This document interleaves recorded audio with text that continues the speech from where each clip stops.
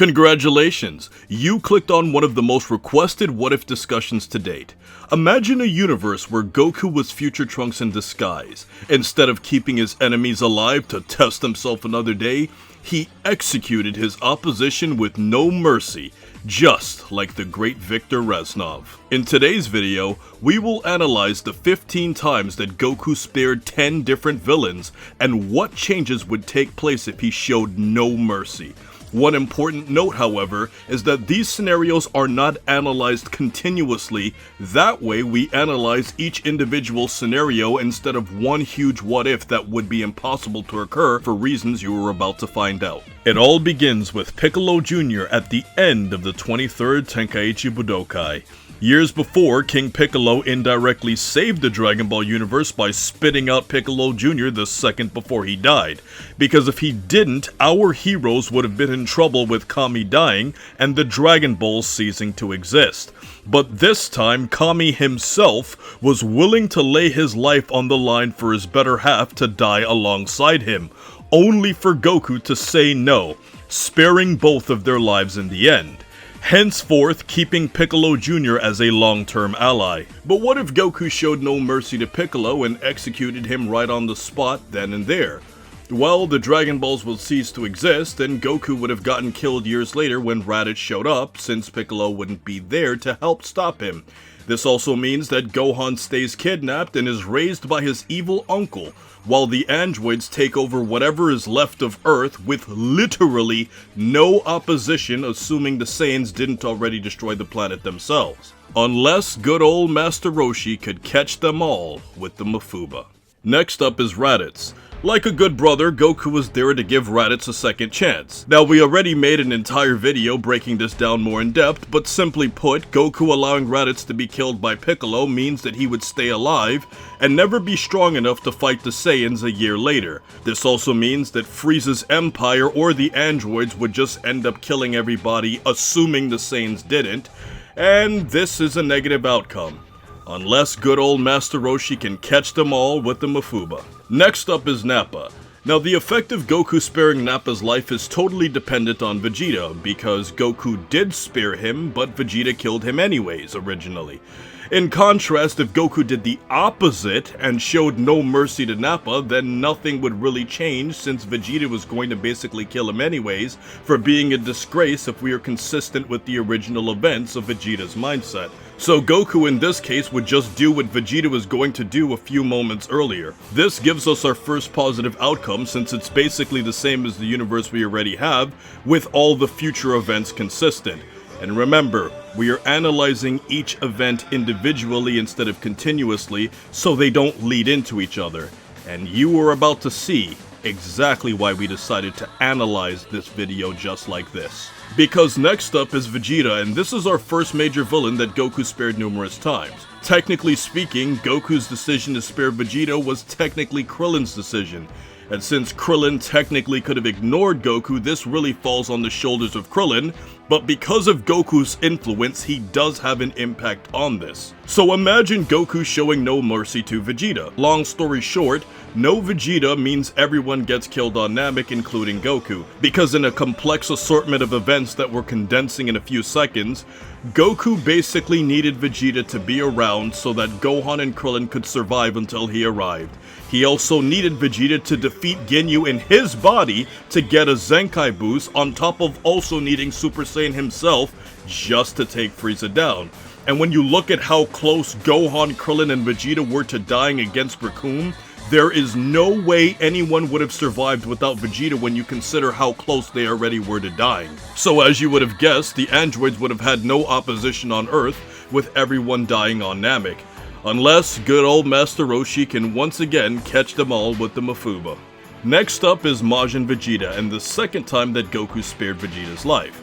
Even though he technically didn't spare him in the traditional sense at the moment, Goku did reveal later on that he had Super Saiyan 3. This means that if he went all out, he could have easily have killed Vegeta. And if he showed no mercy and killed him completely, then Buu wouldn't have hatched, since the Goku-Vegeta fight wouldn't have dragged on, therefore creating enough energy for Babidi to resurrect Buu through his magical ball. This means that Goku would then wipe out Dabura and Babidi with Gohan and the Supreme Kai, and the Earth would be saved without Buu ever appearing. Goku would then go back to the afterlife, and Vegeta would stay in Hell because he would have died, doing very horrible things, and wouldn't have had the chance to redeem himself later on. This ultimately leads to a positive outcome for the rest of Dragon Ball Z, but for Dragon Ball Super this goes south because we have to ignore Frieza not being resurrected, Zeno not erasing anyone, and Morrow never breaking out of the galactic prison, especially with Majin Buu never hatching in the first place. But apart from those 3 instances of doom, any other threat to Earth would be a major problem with Goku and Vegeta being dead.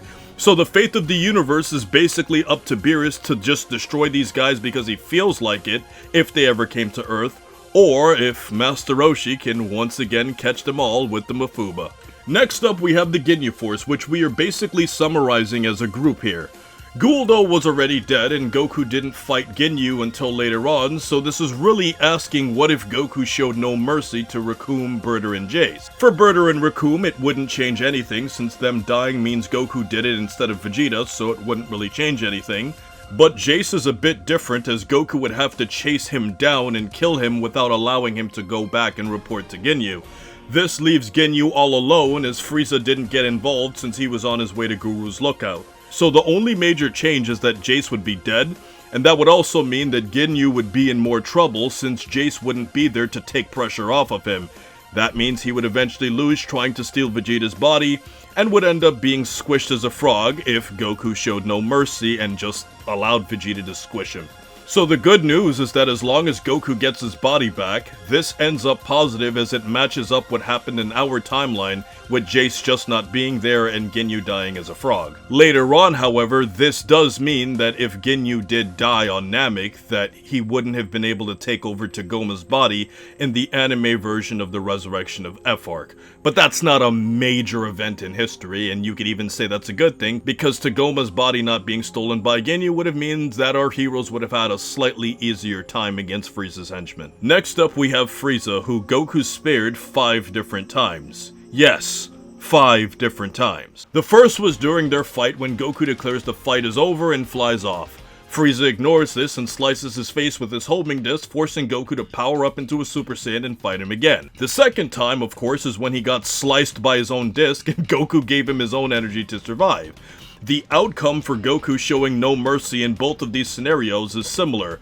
He kills Frieza and leaves. The only difference is that if he killed Frieza in the earlier scenario, he would have had a bit more time to find a way off planet Namek, but considering the fact that he was able to get off of planet Namek with even less time, this doesn't really change anything. As long as Goku can stop King Cole and learns instant transmission on Yardrat by escaping in a Ginyu Force space pod.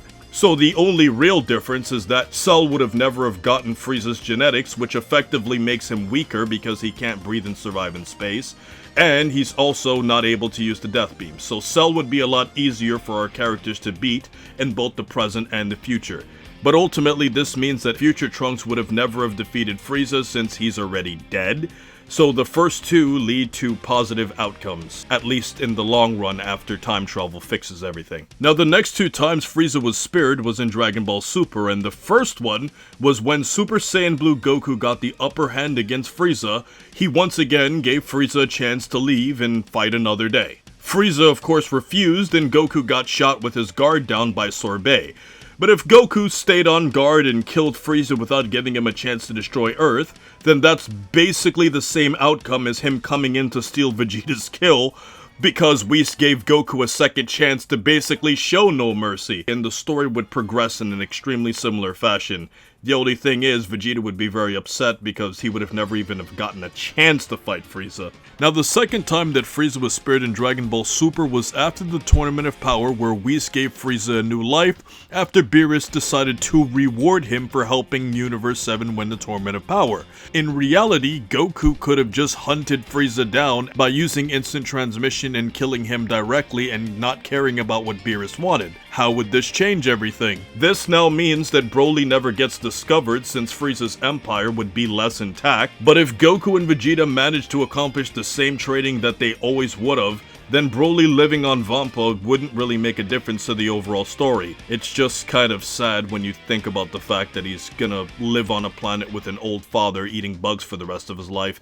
As depressing as that is, it doesn't really change the story. So this is a positive outcome as of manga chapter 85 of Dragon Ball Super, and because we know Goku has to meet Oob in the end eventually, everything will end well. Now, the 5th time that Goku spared Frieza is a hypothetical scenario, but much more likely than unlikely. And this takes place in the original timeline in Future Trunks' timeline, where it was confirmed that Goku killed Frieza and King Cold. Now, this is an educated guess, but if we know Goku's character, in all likelihood, he almost definitely warned Frieza and King Cold before killing them in the future timeline.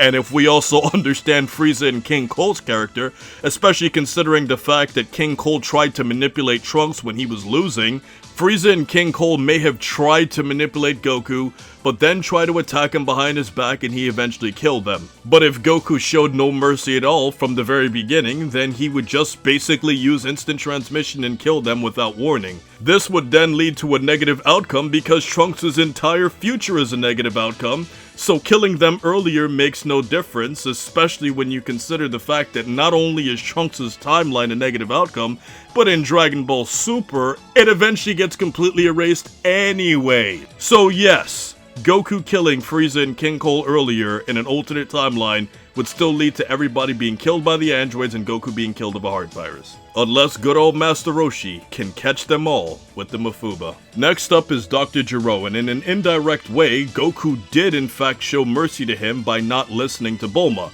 Of course, we're speaking about the moment where Goku had the chance to discover Dr. Gero's lab by using the Dragon Balls, but because of his pride, he and Vegeta opted not to. But if Goku showed no mercy and hunted Gero down before the androids were completed, the android saga would have been completely solved. But there is a major problem. If the androids are never activated and Gero is dead, then that means our heroes wouldn't have trained as hard for the android threat, along with never having a reason to go into the Room of Spirit and Time. The Room of Spirit and Time was specifically used as an emergency training method after the androids proved that all of the training that our heroes did wasn't enough. Killing Dr. Gero also means that Gohan would have never discovered Super Saiyan 2, since Gohan would have been weaker in the first place and would have never went into the Room of Spirit and Time with Goku, especially since Chi-Chi wouldn't permit Gohan to continue training with the android threat being gone. Let's not even forget the fact that Piccolo would have never even fused with Kami in the first place, so he himself would have been a lot weaker on top of all the other characters, because Piccolo wouldn't fuse with Kami if he didn't have a reason to. This would ultimately go negative with all of our characters being way weaker, unless good old Master Roshi figures out a way to seal everybody with the Mafuba. Next up we have Fat Boo, and simply put, like Majin Vegeta, we later realized that Goku could have defeated Fat Boo earlier with Super Saiyan 3. So what if Goku actually killed him right away? This is very similar to him killing Majin Vegeta. Boo dying or never hatching from his ball are basically the same thing because he's not a threat, and Goku and Vegeta would both end up dead, so we would basically have to pray that none of the future threats ever appeared in order for our heroes to survive. Unless good old Master Roshi can once again seal everybody away with the Mafuba. Next up is Morrow. Similar to the Cell games, Goku gave Morrow a senzu and an opportunity to surrender and go back to prison. Morrow obviously used this opportunity to try to attack Goku, as 99.99999% of us expected. If Goku showed no mercy, the biggest potential change of all is the remains of 7-3. If his remains are found, then the story stays exactly the same. But if Goku killing Morrow earlier somehow triggers a butterfly effect, where 7-3's remains are not found, it's really difficult to project the exact outcome because the Granola arc is ongoing as of the recording of this video. So later on, if 7-3 has a monumental impact on the plot, then this could possibly lead to the whole arc being negative. But since we have absolutely no way of confirming this, we will just say that it ends positively and assume his remains are found and the Granola arc stays the same. This of course ends positively since Oob eventually meets with Goku in the tournament, so everything has to end well. Next up is Broly. Now if Goku along with Vegeta really wanted to, they could have killed Broly. After Sheila made her wish with the Dragon Balls, Broly was teleported away to safety. But if Goku and Vegeta healed up and went to his location, they could have killed him while fused. So if Broly was hunted down Order 66 style, it wouldn't change the plot except he wouldn't be training with Goku and Vegeta in Dragon Ball Super Hero, so this effect is more of a social impact than an eventful impact, leading to an ultimate positive outcome. Now when we tally up all 15 events, we end up with 8 positive and 7 negative. And if we subtract the hypothetical scenario of future Goku sparing future Frieza and future King Cole, our numbers would then become 8 positive to 6 negative, still showing favor to the positive side. Goku showing no mercy matters in instances where the characters could help Goku defeat someone in the future, like Piccolo and Vegeta. Or if that character existing pushed our character to become strong enough to fight against future events, like allowing Dr. Gero to live, which ultimately helped all of our characters get a lot stronger in the long run. But if you want to learn more about Goku's origins and the 2 prototypes to Goku before Goku became Goku, check out how Goku became an alien. In addition to this, you would also like what if Goku stayed dead in the afterlife and the evolution of Goku and Vegeta's rivalry. And until next time, stay cool and stay safe, my friends.